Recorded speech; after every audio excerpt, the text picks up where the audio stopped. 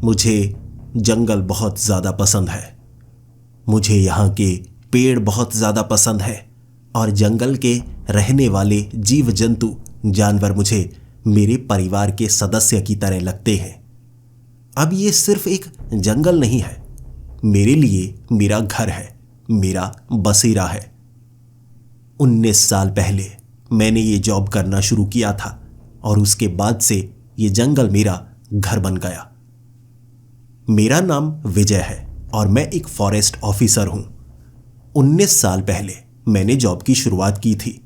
इस जंगल में किसी को ढूंढने के लिए आया था और उसके बाद से इस जंगल का ही होकर रह गया। मैं इस जंगल के चप्पे चप्पे से वाकिफ हूं, लेकिन कभी कभी हमसे भी गलतियां हो ही जाती हैं। मैं यहां 100 से ज़्यादा सर्च एंड रेस्क्यू ऑपरेशंस में शामिल रह चुका हूं और लगभग 99.99% हमारे सर्च एंड रेस्क्यू ऑपरेशंस सफल जाते हैं, लेकिन कभी कभी विफल भी तो जाते हैं। उसकी बात बाद में करेंगे। इस बार भी मैं अपने दोस्तों के साथ एंजॉय कर रहा था एक दूर वाली झील पर। तभी मुझे फोन आया और मुझे जल्द से जल्द ऑफिस बुलाया गया था। लगभग 2 घंटे ड्राइव करने के बाद मैं ऑफिस पहुंचा था, जहां पर कुछ पुलिस वाले थे और एक परिवार। पुलिस वाले मुझे बताने लगे इनके 2 बच्चे हैं, दोनों की उम्र 13 साल है और वो पिकनिक स्पॉट से गायब है। यकीनन जंगल की तरफ गए थे और वापस नहीं लौटे। फिर मैं उस परिवार से बात करने लगा था। वहां कई लोग थे जो उस परिवार से जुड़े हुए, उनके सगे संबंधी, उनके दोस्त, 20 से 25 लोग होंगे, लेकिन माँ बाप सबसे ज़्यादा रो रहे थे। मैं उनके पास गया, उन्हें सांत्वना देने लगा और फिर समझाने लगा, अरे डरने की कोई बात नहीं है, अब मैं आ गया हूँ। मेरा नाम है विजय और मैं इस जंगल के चप्पे चप्पे के बारे में जानता हूँ, आप फिक्र मत करिए। वो डरने लगे थे कि जंगल में तो भयानक जानवर होते हैं ना, और वो तो 13 साल के बच्चे हैं, कुछ हो ना जाए, आप जल्द से जल्द उन्हें ढूंढ लीजिए। मैंने कहा, आप डरिए मत, देखिए इस जंगल में आदमखोर जानवर नहीं रहते, ये सुरक्षित वन है। मैं जल्द से जल्द सर्च एंड रेस्क्यू ऑपरेशन शुरू करूंगा और आपके बच्चों को जल्द से ढूंढ लिया जाएगा। उन्हें तो खरोंच तक नहीं लगी होगी, उनके लिए एडवेंचर होगा। आप मुझ पर यकीन करते हैं ना? किसी तरह परिवार की आंखों के आंसू सूखे थे। फिर वो मुझसे उम्मीद लगाए बैठे थे।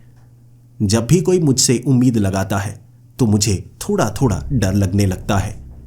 मैं कभी किसी की उम्मीद पर खरा ना उतरा तो कभी कभी गलती हो ही जाती है ना, बच्चों को चोट ना लग जाए। मैं जानता हूं इस जंगल में आदमखोर जानवर नहीं रहते, लेकिन कभी कभी बच्चों को चोट लग सकती है। कुछ जानवर ऐसे होते हैं जो जब भूखे होते हैं तो इंसानों पर हमला कर ही देते हैं। बाकी भगवान पर मुझे पूरा भरोसा था। इससे पहले बड़ी गलती कभी नहीं हुई और आगे भी मैं कभी नहीं करूंगा। मैं कुछ पुलिस वालों के साथ जंगल में घुस चुका था और उसके बाद सबसे पहले हम पिकनिक स्पॉट पर पहुंचे और मैं पुलिस वालों को कहने लगा, आप सरकार पर दबाव डालिए ना, ये पिकनिक स्पॉट जंगल के काफ़ी अंदर तक है, अब यहाँ से आगे जंगल शुरू हो जाता है। बच्चे परिवार यहाँ आते रहते हैं और देखिए साल में हर बार हम कई दिनों तक लोगों को ढूंढ कर ही निकालते रहते हैं। ऐसा नहीं होना चाहिए, यहाँ बाड़ लगनी चाहिए ताकि जानवर इस जगह पर ना आ पाएँ और इंसान यहाँ से बाहर ना निकल पाएँ। देखो गलती हो ही जाती है ना। पुलिस वाले कहने लगे, देखिए सर, हम तो खुद दबाव बनाते हैं सरकार पर कि इसे बंद ही कर दीजिए ना, क्या ज़रूरत है पिकनिक स्पॉट की, कोई पार्क बनाइए शहर के आसपास। जंगल में लोग आते हैं, भटक जाते हैं, हादसे हो जाते हैं। हम खुद चाहते हैं कि यहाँ आने का मौका हमें बिल्कुल ना मिले।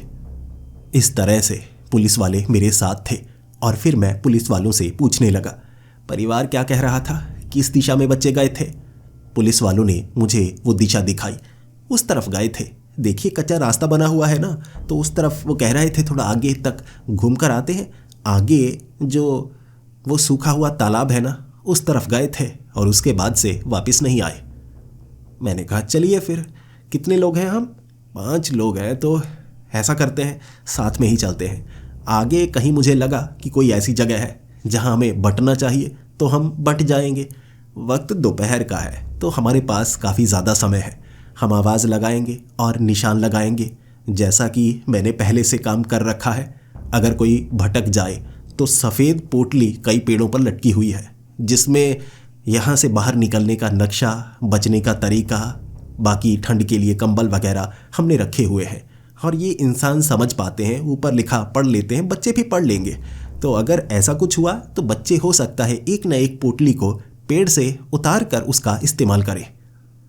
अब मैं पुलिस वालों के साथ जब उस सूखे हुए तालाब तक पहुंचा, वहां पर हम ये देख रहे थे क्या कोई सामान वहां पर पड़ा है। पुलिस वाले यहां तक आ चुके थे, परिवार वाले यहां तक आ चुके थे। यहां ना कोई जूता पड़ा था, ना कोई सामान पड़ा था। यहां किसी जानवर के पैरों के निशान तक नहीं थे। अब बच्चे यहां तक आए, आवाज लगाते हैं, देखते हैं। हमने जोर जोर से आवाज लगाना शुरू कर दिया। लगभग 10 मिनट तक हमने आवाजें लगाई, किसी तरफ से हमें कोई जवाब नहीं मिला था। जंगल में दोपहर के वक्त पेड़ों के ऊपर बैठे बंदर या चिड़िया ऐसी आवाजें करने लगते हैं जो आपको बहुत ज्यादा डराती हैं, लेकिन मुझे ये अच्छी लगती हैं। लेकिन पुलिस वाले थोड़ा थोड़ा डरने लगे थे। फिर मैंने पुलिस वालों को कहा, अब इस जगह से आगे जाने का एक ही रास्ता है। इस तालाब से आगे ना एक झरना है, वो सूखा हुआ झरना नहीं है, वहां पर पानी मौजूद है। नीचे एक और तालाब है, लेकिन उसके लिए हमें 1 किलोमीटर आगे जाना होगा। वो देखिए बोर्ड लगा है। तो पुलिस वाले मुझसे पूछने लगे, आखिर आप बोर्ड क्यों दिखा रहे हैं? हमें उस तालाब की तरफ ही क्यों जाना होगा, झरने की तरफ? मैंने कहा, बच्चों की तरह सोच कर देखिए। बच्चे यहां नहाने के लिए आए थे कि तालाब मिलेगा, पानी में नहाएंगे, लेकिन यहां पर तालाब है सूखा। तो बच्चों ने देखा बोर्ड, बच्चों को लगा होगा जहां पर पानी है वहां चलते हैं, 1 किलोमीटर ही तो आगे जाना है, क्या ही मुसीबत हो सकती है। तो बच्चे उस तरफ गए होंगे, हमें उस तरफ जाना है। फिर मैं पुलिस वालों के साथ झरने की तरफ बढ़ने लगा था। वहां पर एक पगडंडी थी, लेकिन उस पगडंडी के ऊपर काफी ज्यादा घास आई हुई। पुलिस वाले तो पगडंडी को पहचान नहीं पा रहे थे, लेकिन मेरा तो यही काम है। मैं जंगल में घूमता फिरता रहता हूं, ये देखता हूं कि जंगल में क्या बदलाव हुए हैं, क्या कहीं पर आग तो नहीं लगी। मेरा यही काम है, इसीलिए मुझे इन जगहों की अच्छे से पहचान है। फिर चलते चलते हम उस झरने तक पहुंचे। जैसा मैंने कहा था, यहां बिल्कुल वैसा ही था। ऊपर से हल्का हल्का पानी आ रहा था और ये बारिश का पानी था। पीछे कहीं ऊपरी हिस्से में बारिश ज्यादा हुई होगी, वो पानी नीचे की तरफ आता है और ये झरने का पानी बहुत ज्यादा साफ होता है। झरने के पानी को पिया तक जा सकता है। नीचे तालाब में पानी भी कांच की तरह साफ था। फिर हम आसपास आवाज लगाने लगे और मैं चाहता था कि पुलिस वाले इस तालाब के आसपास देखें, कहीं कपड़े तो नहीं पड़े। जिसके बाद एक पुलिस वाला कहने लगा, सर यहाँ देखिए, यहाँ देखिए, ये एक रुमाल है, देखिए ये गीला लग रहा है।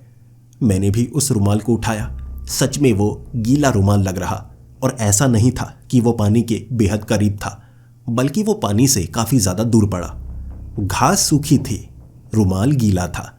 ये उनमें से किसी बच्चे का होगा जो यहां नहाए, उसके बाद रुमाल शायद शरीर को पहुंचकर यहीं फेंक दिया होगा या गलती से गिर गया होगा। ये इस बात का सबूत है कि बच्चे इस तरफ आए हैं। पुलिस वाले भी थोड़ा खुश थे कि हम सही दिशा में जा रहे हैं, लेकिन फिर बच्चे यहां से आगे क्यों बढ़े होंगे, क्या कारण हो सकता है? पुलिस वालों के पास इस सवाल का कोई जवाब नहीं था, लेकिन मैं प्रोफेशनल था। मैं 19 सालों से यह काम कर रहा हूं।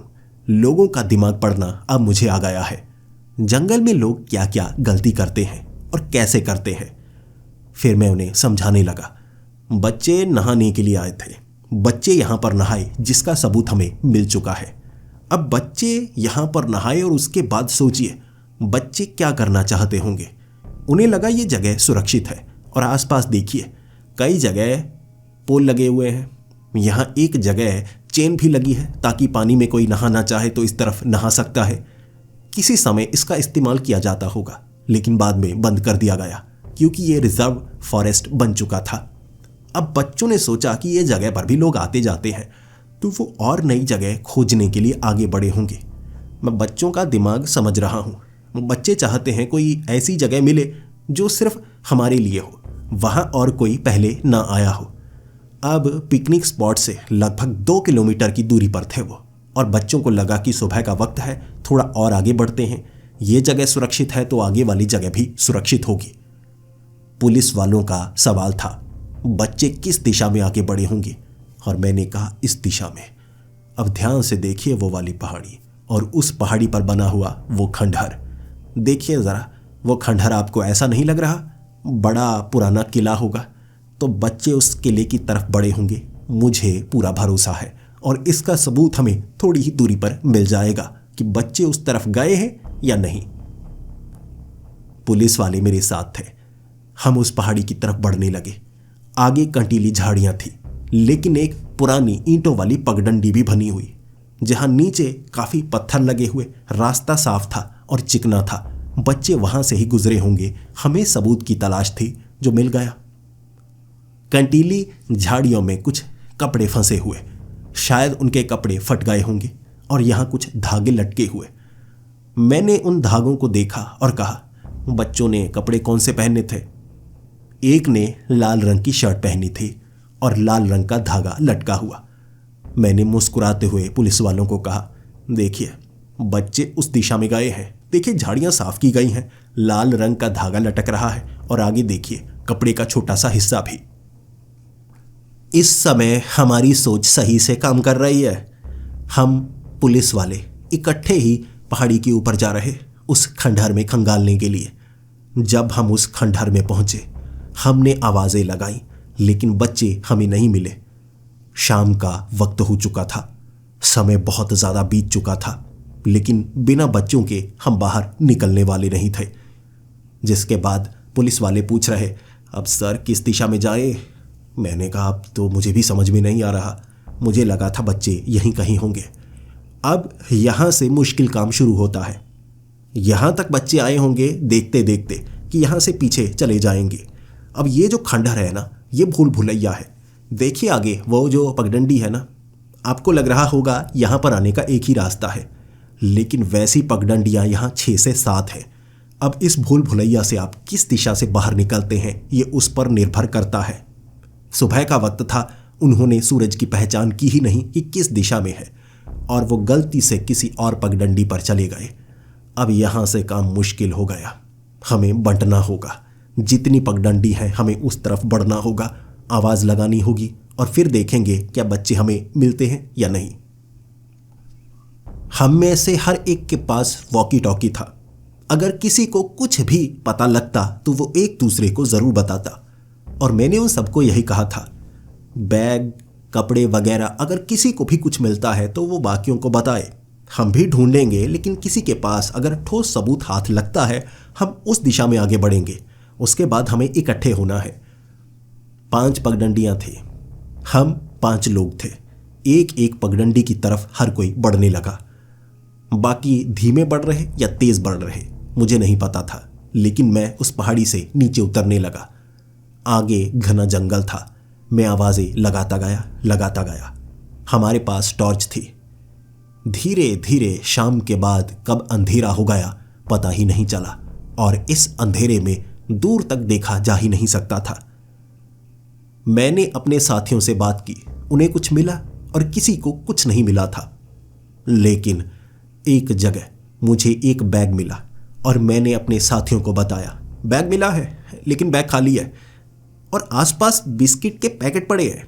मुझे लगता है जैसे किसी ने बिस्किट खाए हों। तो मुझे बताइए बच्चों के पास सामान कौन सा था? परिवार वालों से आपने पूछा था ना बैग में क्या था, कैसे कपड़े, सब कुछ बताइए मुझे। पुलिस वाले बताने लगे, ये वाला बिस्किट, ये वाले चिप्स के पैकेट, और वहाँ पर वो सारा सामान पड़ा। और मैंने पुलिस वालों को कह दिया, यहाँ पर पहुँचिए, मैं आपको लोकेशन भेजता हूँ, इस तरफ मैप के ज़रिए बढ़ना शुरू कर दें। जब लगभग 45 मिनट बाद हम उस जगह पर इकट्ठा थे, मैं उस जगह को खंगाल चुका था। आसपास से किसी की आवाज़ नहीं आई, किसी ने कोई जवाब नहीं दिया। फिर एक बात तो पक्की थी कि यहाँ तक तो बच्चे आए, इसके बाद किस तरफ गए? हम सब अब कोई ठोस सबूत चाहते थे जिससे हमें दिशा का पता चले। मैं चाहता था पुलिस वाले मेरे साथ रहें। यहाँ आसपास 1 किलोमीटर के रेडियस में मैं घूम फिर चुका हूँ और वहाँ मुझे कुछ नहीं मिला है। फिर हम घूमने लगे रात के अंधेरे में और एक जगह हमें एक पेड़ पर खून मिला। मैंने उंगली लगाकर देखा, वो सूखा हुआ खून था, लेकिन ये खून के धब्बे जो थे ये ज़्यादा पुराने नहीं थे। शायद उनमें से किसी को चोट लगी हो। ये इंसानी खून था, पहचान आसानी से हो गई। और आसपास एक रुमाल था जो फाड़ा गया था। आधा रुमाल वहां पर पड़ा, लेकिन दूसरा हिस्सा वहां पर मौजूद नहीं था।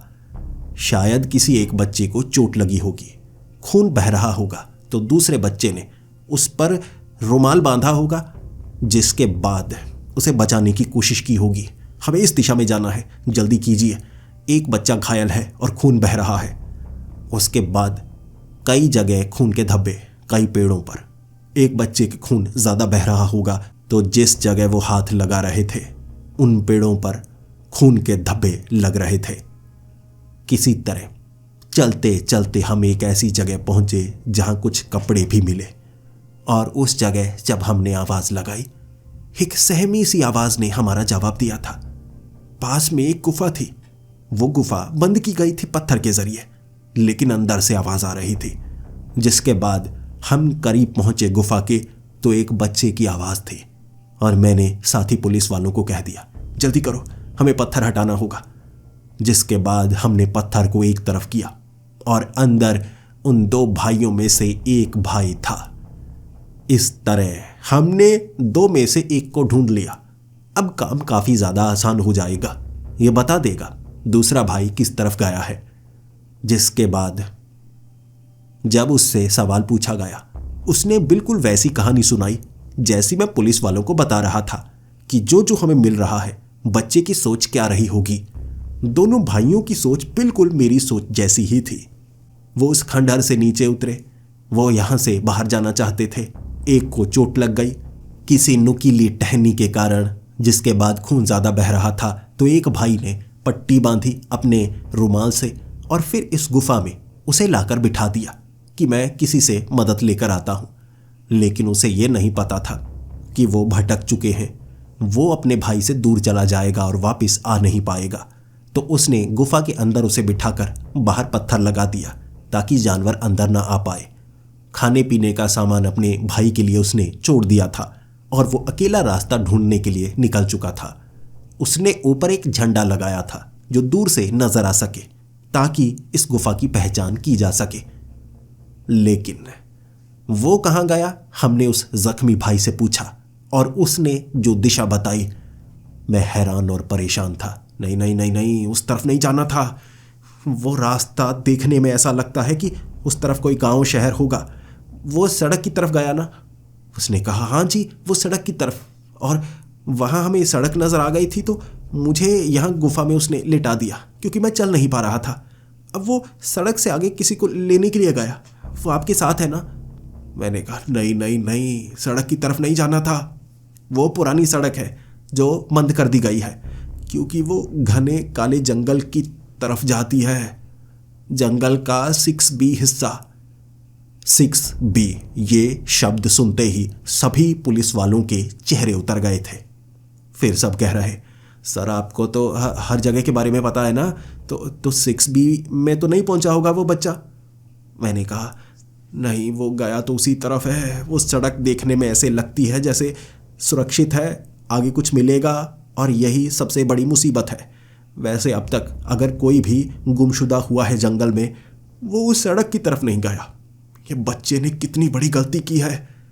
उसका भाई भी घबराया हुआ क्योंकि मुझे घबराया हुआ देख हर कोई डर रहा था। बच्चा भी डर रहा था कि मेरे भाई के साथ कुछ हुआ तो नहीं होगा। मैंने कहा, नहीं, देखो, तुम्हारे भाई को मैं ढूंढूंगा। चलिए सर, ऐसा करते हैं, एक पुलिस वाला इसे लेकर यहाँ से निकलेगा। आपके पास मैप भी है, यहाँ से निकलने का रास्ता भी है। आप बच्चे को लेकर पहुँचिए वापस पिकनिक स्पॉट पर। वहाँ पुलिस वाले होंगे, आप उनसे मदद लीजिए और इसे अस्पताल पहुँचाया जाना चाहिए। अभी तो हमने पट्टी वगैरह लगा दी है, खून बहना बंद हो चुका है। तो ऐसा करते हैं, हम 4 लोग ना आगे की तरफ बढ़ते हैं, 6B की तरफ। वो पुलिस वाले बहुत ज़्यादा डर चुके थे और उन्होंने साफ मना कर दिया, सर नहीं नहीं, 6B की तरफ नहीं जा सकते, हमें साफ मना किया गया है। देखिए 6B में जाना खतरे से खाली नहीं है, आपको सब कुछ पता तो है। फिर मैंने उन्हें कहा, देखिए ये भी बाकी सर्च एंड रेस्क्यू ऑपरेशन की तरह है, आपको चलना होगा मेरे साथ। मुझे उस जगह के बारे में भी पता है, आपको पता है ना, मैं वहाँ पर भी एक बार जा चुका हूँ। लेकिन पुलिस वाले मानने का नाम नहीं ले रहे। नहीं सर, ये हमारे काम में नहीं है, हम जंगली हिस्से में ढूंढ सकते हैं, लेकिन वहाँ जाना वर्जित है, वहाँ जाना बैन है, कोई नहीं जाता वहाँ, आपको पता तो है। आप 19 सालों से काम कर रहे हैं, बताइए तो कितनी बार गए हैं आप? और मैंने उन्हें जवाब दिया, एक बार। फिर वो सहम चुके थे और कहने लगे, नहीं सर, हम बच्चे को लेकर वापस जाने वाले हैं और बाकी जगह हम ढूंढ सकते हैं, लेकिन 6B में नहीं जाएंगे। अब उसका भाई किस तरह से रो रहा था, उसकी आंखें देखी नहीं जा रही थी। उम्मीद सिर्फ मैं बचा था। वो कहने लगा, सर आप भाई को ढूंढ देंगे ना सर, आप तो मना नहीं करेंगे ना? तब मैंने उस बच्चे को कहा, नहीं देखो, मैं वहाँ जाऊँगा, तुम्हारे भाई को ढूंढकर वापस लेकर आऊँगा। तुम तब तक अपनी सेहत का ख्याल रखोगे ना? ऐसा ना हो कि तुम बीमार पड़ जाओ। पहले वादा करो, तुम अपनी सेहत का ख्याल रखोगे और अपने माँ बाप का ख्याल रखोगे। बच्चे ने वादा किया और फिर मुझसे वादा मांगा, आप मेरे भाई को लेकर ही वहाँ से निकलेंगे। मैंने वादा किया, ऐसा वादा जो 19 साल पहले भी मैंने किया था। मैंने बताया ना आपको, 99.9% सर्च एंड रेस्क्यू ऑपरेशन सफल होते हैं, लेकिन ये जो 0.1% है, ये क्या है? ये फेल कैसे हुआ? ये वो सर्च एंड रेस्क्यू ऑपरेशन था जो 19 साल पहले मैंने किया था। मेरा भाई उस समय 15 साल का था। मैं नौकरी की तलाश कर रहा था, मैं रैंक टॉप कर रहा था, लेकिन मेरा भाई यहां पिकनिक मनाने के लिए हम आए थे, लेकिन वो भटक गया। ढूंढने की कोशिश की, लेकिन मेरे भाई को ढूंढा नहीं गया। सब कह रहे थे वो 6B की तरफ गया है, और मैंने भी जब उनका साथ देना चाहा, वो कह रहे थे कोई भारी इस तरह से जंगल में नहीं आ सकता, आप भटक जाएंगे, हमारी मुसीबत बढ़ जाएगी। जो search and rescue operation officer था, उसके भी हाथ खड़े हो गए। मेरा भाई भी शायद गलती से 6B की तरफ चला गया था। फिर मैंने ये नौकरी ज्वाइन की। एक ही हफ्ते के अंदर अंदर किसी तरह जान पहचान लगाकर मैं किसी तरह यह नौकरी करना चाहता था। जब मुझे ये नौकरी मिल गई, क्योंकि यहाँ वैकेंसी बहुत लंबे समय से थी, कोई ऐसी नौकरी करना ही नहीं चाहता था, मैंने नौकरी ज्वाइन की और सबसे पहला मिशन अपने भाई को ढूंढने का किया था। मैंने गया था मैं भी 6B में। जो मैंने देखा था, मेरे होश उड़ गए थे, और उसके बाद मैंने ठान लिया, जैसा मेरे भाई के साथ हुआ वैसा मैं किसी और के साथ होने नहीं दूंगा। मेरा भाई मारा गया था 6B में, क्योंकि 6B में कुछ ऐसा है जो बहुत भयानक है, जो बहुत खौफनाक है, और ऐसा कहीं और नहीं होता। मैं नहीं चाहता उस बच्चे के साथ भी वैसा हो। अब मुझे मेरे भाई की याद आने लगी थी। मुझे ऐसा लग रहा था इस बच्चे में जैसे मेरा भाई है। मैं बचाऊंगा उसे, मैं दोबारा गलती नहीं करूंगा। मैं अकेला था। रात के अंधेरे में मैं उस सड़क तक पहुंच चुका था, जिसके बाद सबसे पहले मैंने GPS सिस्टम चेक किया। वो काम नहीं कर रहा था। 19 साल पहले की यादें ताज़ा होने लगी थी। 6B एक ऐसा इलाका है जंगल का, जहां बहुत कुछ अजीब होता है, जिसमें से पहली चीज है GPS का काम ना करना। सैटेलाइट फोन तक वहां काम नहीं करते, कंपास वहां पर काम नहीं करता। उस इलाके को भूतिया भी माना जाता है और अननेचुरल भी माना जाता है। कोई भी वहां लंबे समय तक नहीं रह सकता। जो 19 साल पहले मैंने देखा, उसके बाद मुझे पता है मुझे क्या क्या करना है और कैसे कैसे करना है। कुछ नियम है, उन नियमों का पालन करना होगा। जब उस सड़क पर मैं आगे बढ़ता जा रहा था, मैंने वॉकी टॉकी, GPS सिस्टम सब कुछ अपने बैग में डाल लिया था, और उसके बाद वो बैग पीठ पर टांगा हुआ। यहाँ कोई भी इलेक्ट्रॉनिक चीज़ पर भरोसा नहीं किया जा सकता। इस जगह भ्रम होते हैं। आंखों के सामने आपको वो चीज़ें नज़र आती हैं जो असल में मौजूद नहीं होती। बिल्कुल झूठ सच की तरह लगने लगता है और जो सच है वो झूठा झूठा सा लगने लगता है। यहां पर हल्की हल्की धुंध थी, ठंड भी लगने लगी थी, इसीलिए मैंने मोटे कपड़े पहने हुए थे। जंगल के पूरे हिस्से में बहुत ज्यादा गर्मी रहती है, तापमान काफी ज्यादा होता है, तो आप तालाब के पानी में नहा तक सकते हैं। लेकिन इस सड़क पर और इसके आगे 6B का वो जो इलाका है, वहां इतनी ठंडक होती है जैसे आप पहाड़ों में चले गए हों, और कई इलाकों में तो आपको बर्फ नजर आएगी। ऐसी जगह जो कि ज्यादा ऊंचाई पर है भी नहीं, बर्फ नजर आना एक बहुत अजीब सा आभास देता है। धीरे धीरे आगे बढ़ते हुए उस धुंध में चलते चलते डर भी लग रहा था और मैं आवाज लगाता जा रहा था। उस बच्चे का नाम पुकारता जा रहा था। मैं चाहता था कि वो यहीं पर मिल जाए, शायद वो यहां से वापस निकल आया हो, शायद वो 6B की तरफ गया ही ना हो। लेकिन मेरा दिमाग कह रहा था, अगर सही से सोचे, सड़क है, आगे की तरफ सभी साइन बोर्ड इशारा कर रहे हैं, तो वो बच्चा आगे की तरफ ही गया होगा। गलती यहां तक पहुंचने के बाद हो ही जाती है। और मैंने सड़क पर कुछ जुराबें भी देखी। ये गर्मियों वाली जुराबें थी। शायद बच्चे ने ये जुराबें उतार दी होंगी, बोटी पहनी होंगी, शायद होंगी उसके पास, और ये इस बात का इशारा था कि बच्चा आगे की तरफ गया है। कुछ ऐसा सामान मुझे मिल रहा था जो खाने पीने का था, उसका रैपर, कुछ कैंडीज वगैरह। उनके रैपर मिलना ये साफ बता रहा था कि वो आगे की तरफ चलकर गया है, शायद इस उम्मीद में कि कोई उसे मदद के लिए मिल जाएगा। मैं भी उसी रास्ते पर आगे था। फिर झरने की आवाज आई। ये पानी की आवाज थी। 19 साल पहले के समय में पहुंच गया मैं एक तरह से। ये झरने की आवाज दूसरी बार सुन रहा था मैं। पहले भी सुनी थी मैंने, और मैं इस झरने का पीछा करने के लिए गया था। प्यास बहुत ज्यादा लगी हुई थी। पानी नहीं था मेरे पास। मुझे लगा मैं झरने का पानी पी लूंगा तो ठीक रहेगा। लेकिन जिस तरफ से झरने की आवाज आ रही थी, मैं उस तरफ बढ़ता चला गया था, लेकिन झरना नहीं मिला था मुझे। और उसके बाद वो घना इलाका जहां से वापस सड़क पर आने का रास्ता ही नहीं मिलता। बिल्कुल सीधे भी चलो तब भी आपको ऐसा लगता है आप घूम फिर कर उसी जगह पर आ रहे हैं। वो बच्चे ने भी ऐसा किया होगा। ये एक भ्रम वाला झरना है जो दिखता ही नहीं, लेकिन आवाज आती रहती है जंगल में कहीं से। अब अगर उस बच्चे की तरह सोचूं तो वो झरने का पीछा करने के लिए गया होगा, और ये झरने का पीछा करना ही 6B में अंदर पहुंचना है। ये वो पहला कदम है जब आप 6B में पहुंचते हैं। और मैं उस झरने का पीछा दोबारा करने लगा। चलने लगा था मैं आगे की तरफ। जंगल की तरफ गया, वहां झरना मिल ही नहीं रहा था। आवाज मध्यम सी हो गई और मैं जान गया अब झरने की आवाज बंद होने वाली है। अगर मैं ऐसे पीछे की तरफ जाऊंगा तो अब दोबारा मुझे वो सड़क नहीं मिलेगी, पीछे जाने का रास्ता नहीं मिलेगा। मैंने यहां पर नाम पुकारना शुरू किया था। शायद वो बच्चा यहां से बाहर निकल नहीं पा रहा होगा, तो यहां पर भटक कर बैठ गया होगा। मैंने उसका कई बार नाम पुकारा और उसके बाद मैंने पीछे चलने की कोशिश की, सड़क को ढूंढने की कोशिश की, और जैसा मुझे लगा था बिल्कुल वैसा ही। पीछे जाने का बिल्कुल सीधा रास्ता है, उसके बावजूद दोबारा सड़क मिलती ही नहीं। पता नहीं कैसे घुमाव में हम फंस जाते हैं।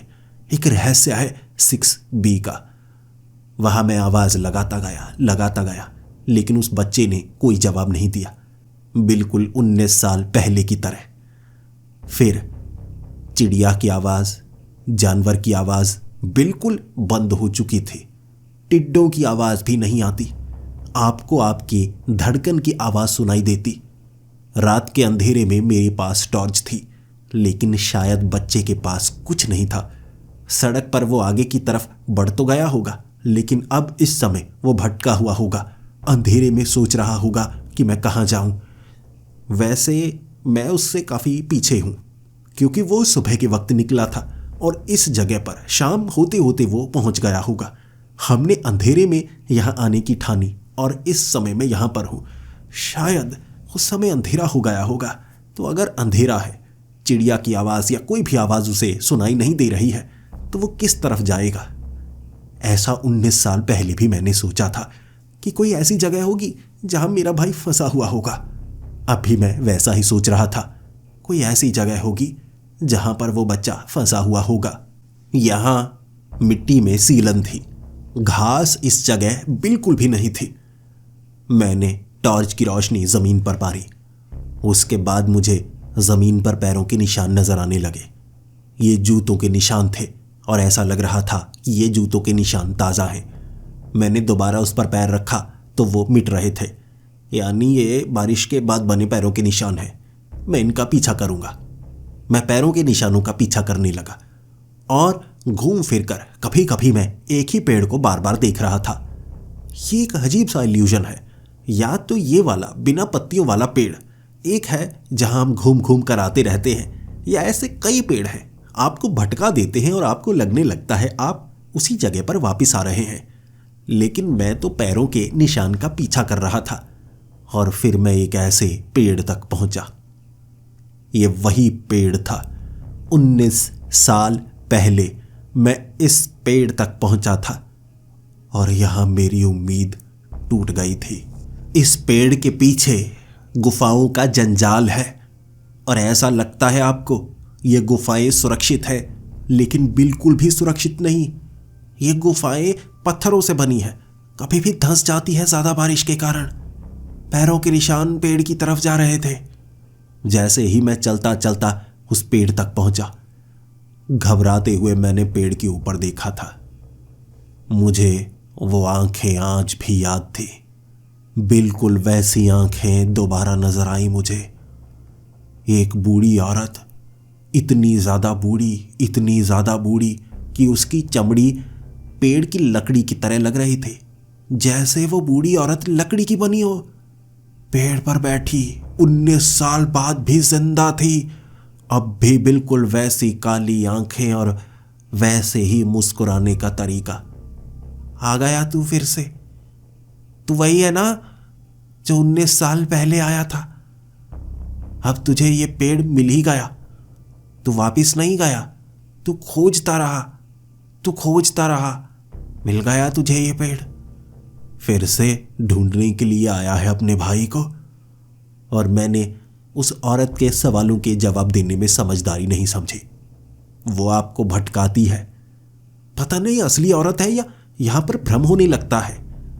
ऐसा लगता है जैसे वो पेड़ ही हो या पेड़ से जुड़ी हुई हो, लेकिन ऐसा सच कैसे हो सकता है?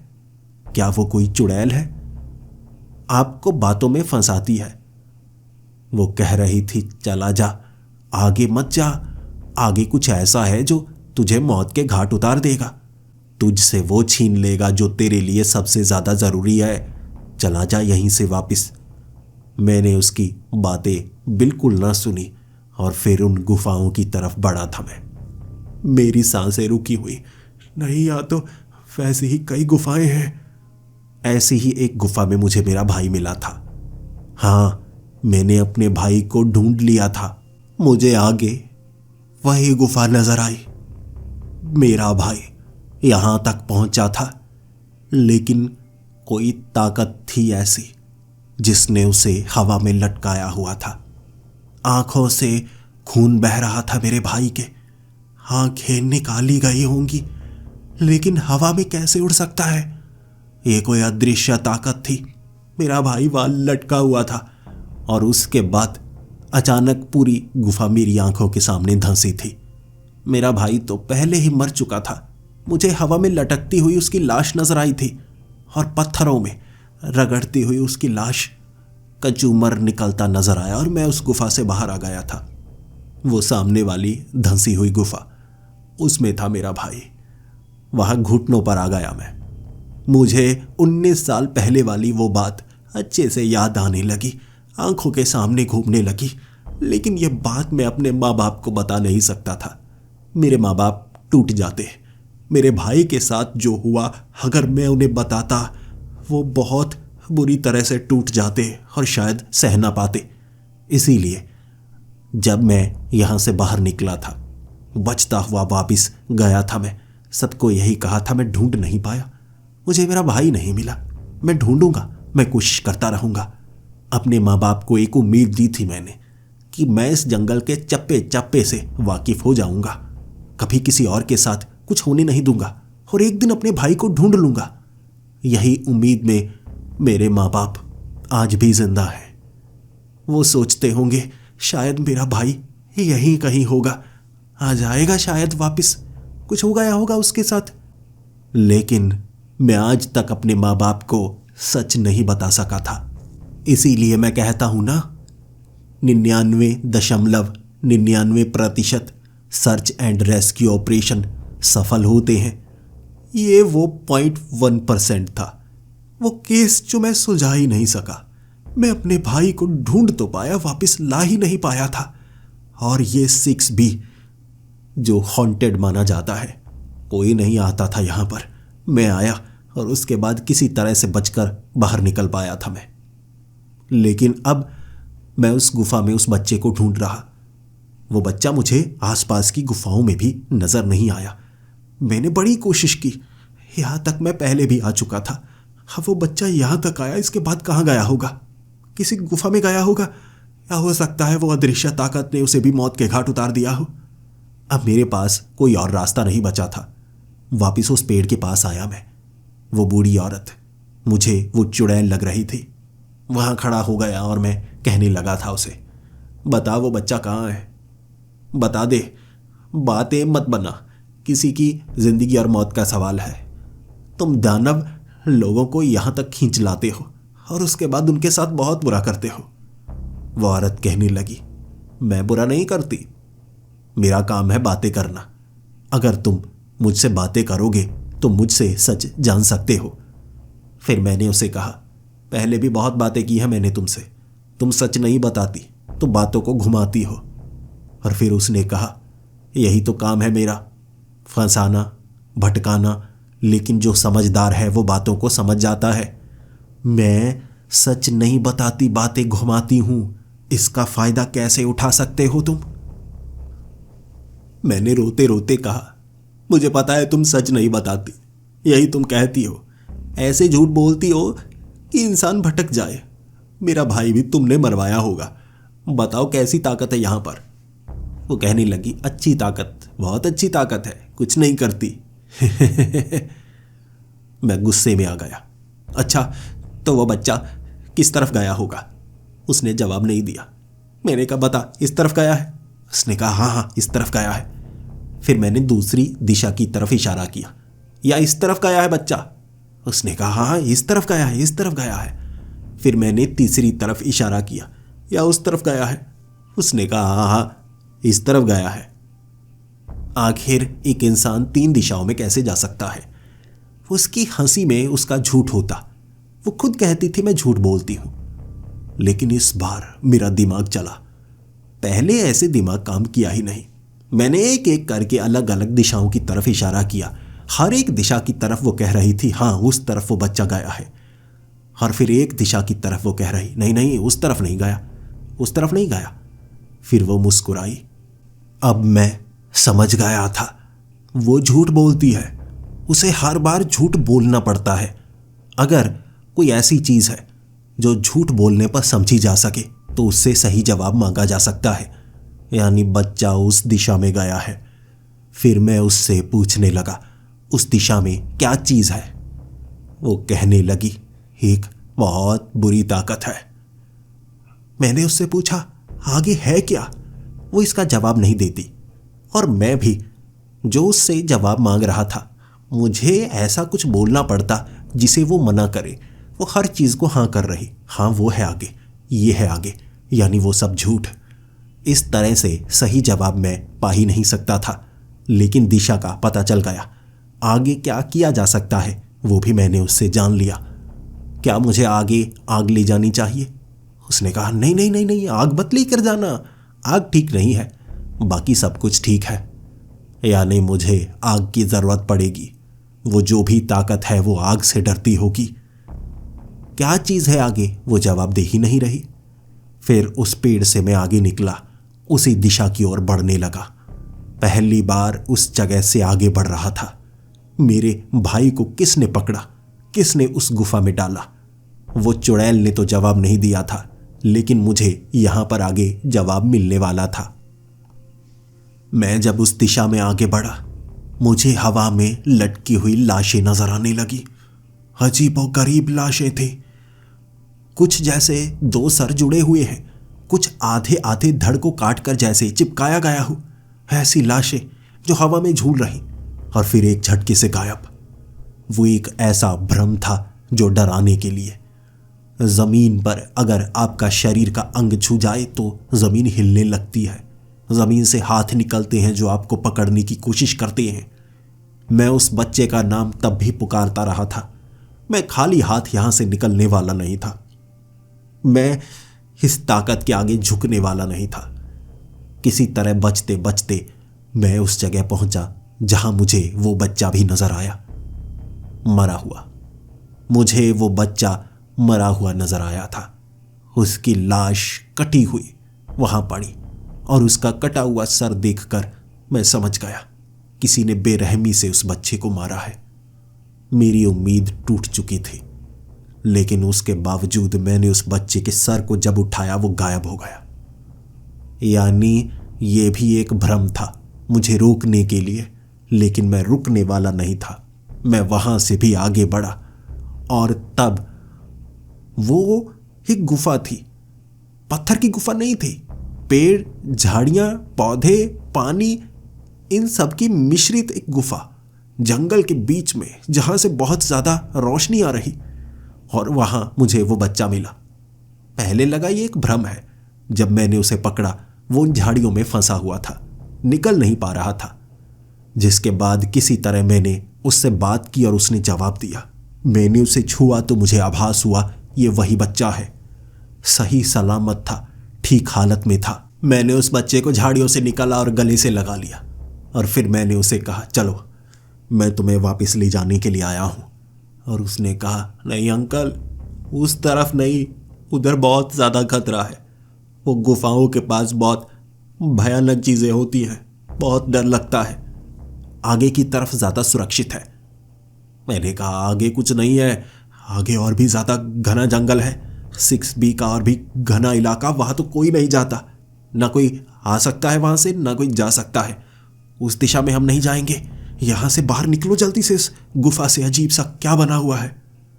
उस बच्चे ने कहा, नहीं अंकल, मेरा यकीन करो, उस तरफ से बाहर निकलने का रास्ता है। मैंने ढूंढा है। मैं वापस आया था अपने भाई को लेने, लेकिन यहां फंस गया। सुबह होने वाली है अंकल, जल्दी, उस तरफ रास्ता है। मैं हैरान था। उस तरफ घना जंगल है, वहां भ्रम नजर आया होगा तुझे, बाहर निकलने का रास्ता नहीं है। लेकिन वो बच्चे ने मेरा हाथ पकड़ा और वो मुझे आगे ले जाने लगा। वो गुफा में पेड़ों पर फल लगे हुए थे। वो पारदर्शी फल थे जिनके अंदर से रोशनी निकल रही। मैंने जैसे ही एक फल को छुआ, मुझे मेरे बचपन की यादें घूमती हुई नजर आने लगी। आंखों के सामने रोशनी चमकने लगी थी। ऐसा लगा सभी यादें बचपन की मेरी आंखों के सामने घूमने लगी हैं। दिखने लगा है मुझे मेरा बचपन। और जब मैंने उस फल को छोड़ा, बच्चे ने खींच कर छुड़ाया था। वो कहने लगा, अंकल, ये यादों वाले फल है, इन्हें छुओगे खाओगे तो अजीब सा होता है। मैंने इन्हें छुआ तो मुझे वो बातें याद आने लगी जो मैंने कभी देखी ही नहीं। यानी जब मैं 1 साल का था, मेरे माँ बाप ने मुझे कैसे गिराया, कैसे पाला, मुझे वो भी दिखा था। इन्हें मत छुओ अंकल, इन्हें मत छुओ। मैं हैरान और परेशान। ये वो बातें थी जो मुझे तक नहीं पता थी। वो बच्चा मुझे खींचता हुआ उस गुफा से दूसरी तरफ ले जा रहा। मुझे आगे एक इमारत नजर आ रही, बहुत दूर, जैसे कोई अस्पताल हो, और ये गुफा का अंत था। और फिर उस बच्चे ने कहा, अंकल पक्का ना मेरा भाई मिल गया, क्योंकि मैं इस तरफ अकेले निकलना नहीं चाहता था। आप एक कदम आगे बढ़ाइए, ये गुफा बंद होने लगती है, जैसे आगे पहुंचने के बाद पीछे जाने का रास्ता ना हो। इसीलिए मैं वापस आया था, अपने भाई के साथ निकलना चाहता था। आप कह रहे हैं आगे जंगल होना चाहिए, लेकिन मुझे तो वो दूर कुछ ऐसा बड़ा इमारत जैसा नजर आ रहा है। मैं भी हैरान था, मेरी समझ से सब कुछ बाहर था। फिर मैंने उन फलों को देखा, जिन फलों को छूने से जैसे आपकी यादें घूमने लगती हैं। क्या इस फल को अपने साथ नहीं रखना चाहिए? एक फल को कपड़े के जरिए तोड़कर मैंने अपनी जेब में डाल लिया था। बिना छुए उस फल का कोई असर नहीं हो रहा, और सच में गुफा से बाहर पैर रखते ही पीछे वो झाड़ियां, गुफा सब गायब। साधारण जंगल था। दिन भी हो चुका था। फिर हम हंसते खिलखिलाते उस इमारत की तरफ बढ़ रहे। मुझे डर था ये भी कोई भ्रम ना हो। वहां भीड़ थी, कई लोग थे जो हैरानी से हमारी तरफ देख रहे। मैंने उनसे बात करनी चाही, वो जवाब ही सही नहीं दे रहे। वो तमिल में जवाब दे रहे थे। मैंने हैरानीजनक तरीके से पूछा, ये इस जंगली इलाके में तमिल भाषा कैसे चलती है? और एक आदमी जो हिंदी बोल रहा कह रहा था, पागल तो नहीं हो तुम, तमिलनाडु में तमिल ही होगी ना। मेरे रोंगटे खड़े हो गए। तमिलनाडु कहां से आ गया? क्या इतने किलोमीटर में इतने 100 किलोमीटर का फासला तय हो चुका था? हम कैसे उत्तराखंड और उत्तर प्रदेश से सीधा तमिलनाडु पहुंच गए? उस अस्पताल में जब हम पहुंचे, सच आंखों के सामने था, लेकिन काबिले यकीन नहीं था। सच में हम तमिलनाडु में थे। बच्चा भी हैरान, मैं भी हैरान। ये वो जादू था, उस जंगल का जादू, इतनी दूर तक। और तब मेरा दिमाग घूमने लगा। मुझे वो गुफा में अपना भाई मरता हुआ नजर आया था। वो भी भ्रम तो नहीं, कहीं मेरा भाई जिंदा तो नहीं। जिसके बाद मैंने फोन पर जब बात की थी ना अपने साथियों के साथ, पुलिस वालों के साथ, वो हैरान और इसे सच मान ही नहीं रहे। मैंने कहा मेरी लोकेशन चेक करो, सिग्नल भेजता हूं। वो हैरान परेशान मुझसे जवाब चाहते थे, मैं तमिलनाडु में क्या कर रहा हूं। मैंने कहा मैं खुद नहीं जानता, वो 6B में कुछ तो जादू है। जिसके बाद उस बच्चे को वापस घर तक पहुंचाया गया, लेकिन मेरी खोज अभी भी जारी थी। अगर मेरा भाई भी इस तरफ से निकला हो, वो हो सकता है यहां हो, और हम उसे सैकड़ों मील दूर ढूंढ रहे हैं। लेकिन उसने कभी बात क्यों नहीं की? और क्या सच में वो बचा भी, या ये बस मेरी थ्योरी है? मैंने ढूंढा। 19 साल पहले क्या कोई यहां पर बच्चा आया था? पुरानी फाइल्स, पुलिस स्टेशन में मैं भटकता रहा। जान पहचान थी मेरी तो फाइल्स मेरे सामने आने लगी। गुमशुदा बच्चे, या ऐसे जो भटक गए हों या खोजे गए हों। एक बच्चे का पता लगा मुझे, जिसे कुछ याद नहीं था। 19 साल पहले वो अजीब हरकतें कर रहा था, भूत वगैरह सब कुछ। उसकी याददाश्त खो चुकी थी, और इस समय वो एक ऐसी जगह पर है जहां वो एक अनाथ आश्रम चलाता है, बच्चों की मदद करता है। मैं जब उस जगह पहुंचा था, मेरी टांगें कांप रही थी। हो सकता है ये सच हो सकता है वो मेरा भाई हो। जब मैं उस लड़के से मिला था, हूबहू मेरे जैसा चेहरा, बिल्कुल मेरे जैसी आंखें। अरे वो मां जैसी आंखें हैं। हम दोनों की एक जैसी आंखें थी। मैंने उसे गले से लगाया और उसने मुझे धक्का मारा और कहा, आप कौन? मैंने कहा मुझे नहीं पहचाना। अजय, मैं तेरा भाई विजय। उसने कहा मेरा भाई विजय? मेरा कोई भाई नहीं है, और मेरा नाम अजय नहीं है, मेरा नाम श्रीकांत है। उसे कुछ याद नहीं था। वो उस जंगल से बच तो गया था, लेकिन उसकी याददाश्त उसके पास नहीं थी। और बड़े कमाल की बात थी, मेरे पास मेरी जेब में वो चीज़ थी जो मेरे भाई की याददाश्त वापस ला सकती थी। वही फल। मैंने कहा हाथ आगे बढ़ाना, और उसके हाथ में जब मैंने वो फल रखा, वो पूरा का पूरा फल राख में बदल गया। और मेरे भाई को ऐसा झटका लगा कि पास खड़े लोग मुझे पकड़ना चाहते थे कि कुछ डाला है मैंने। और फिर मेरा भाई उठकर जब मुझे गले से लगा चुका था, हम दोनों आंसू बहा रहे थे। 19 सालों से मेरा भाई यहां था, क्योंकि उसकी याददाश्त जा चुकी थी। उसने वो फल खा लिया था, जो याद उसके दिमाग में थी वो सब जा चुकी थी। उस कारण वही फल याददाश्त वापस लाने का तरीका भी था। सब कुछ याद आया, और उसने सब कुछ बताया, और मैंने भी बताया। 19 सालों से मैं उसका इंतजार कर रहा था। वो गुफा में जो दिखा था वो एक भ्रम था जो सिर्फ इसलिए दिखाया गया ताकि मैं आगे ना बढ़ूं, डराने के लिए। वो जगह भूतिया तो थी लेकिन इतनी खतरनाक नहीं थी जितनी मैं सोचा करता था, बल्कि वो जगह रहस्यमय थी। एक ऐसा दरवाजा जो आपको बहुत दूर ले जाता था।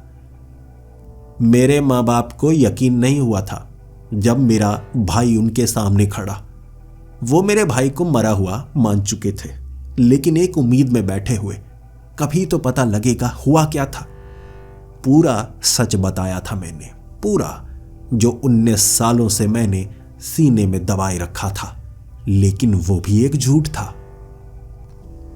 और इसके बाद मेरा भाई वापस तमिलनाडु उसी अनाथ आश्रम के पास जाना चाहता था, क्योंकि वो शादीशुदा था, उसके 2 बच्चे थे, उसकी अपनी जिंदगी थी। लेकिन मैं इससे भी बहुत ज्यादा खुश था। आखिर मेरा भाई जिंदा है, अपनी जिंदगी जी रहा है, और मुझे अपना काम करना था, क्योंकि मैं हूं एक सर्च एंड रेस्क्यू ऑफिसर जो इस रहस्यमय जंगल में भटके हुए लोगों को रास्ता दिखाता है। और अब मैं छाती ठोक कर कह सकता हूं, 100% सर्च एंड रेस्क्यू ऑपरेशन जो मैंने किए हैं, हर एक को बचाया है मैंने, हर एक को।